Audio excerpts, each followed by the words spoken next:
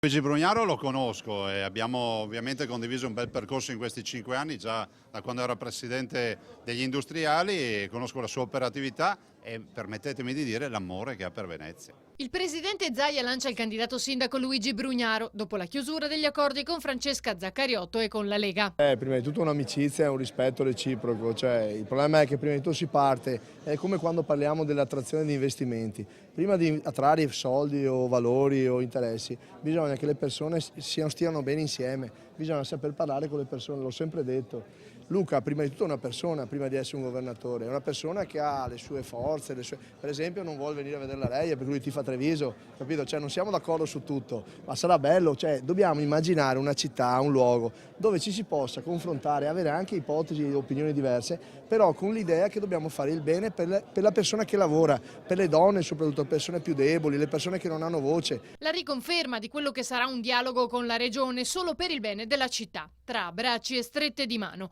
Poi l'appello del governatore ai veneziani, questa è l'ultima possibilità per cambiare, dice. Poi chi è causa del suo mal pianga se stesso. Siamo in un momento epocale, lo hanno dimostrato i veneti in quel voto unico che passerà alla storia, che mi hanno riconosciuto come consenso a livello regionale, e penso che questo cambiamento arriverà anche a Venezia, arriverà fino in fondo. Spero che vadano a votare il numero più alto di persone. Credo che le persone siano sconvolte da quello che è successo. In questa città a maggior ragione. Viviamo una stagione particolare, però dopo, come posso dire, dopo la tempesta c'è sempre anche il sereno. Ecco, io spero che in questo momento di riuscire a dare quella speranza e quell'entusiasmo alle persone per poter immaginare che oltre a risolvere dei problemi, la sicurezza, il lavoro, ripeto, si torni a quel clima di cordialità, di vita, del benessere, della vita serena di cui tutti abbiamo diritto.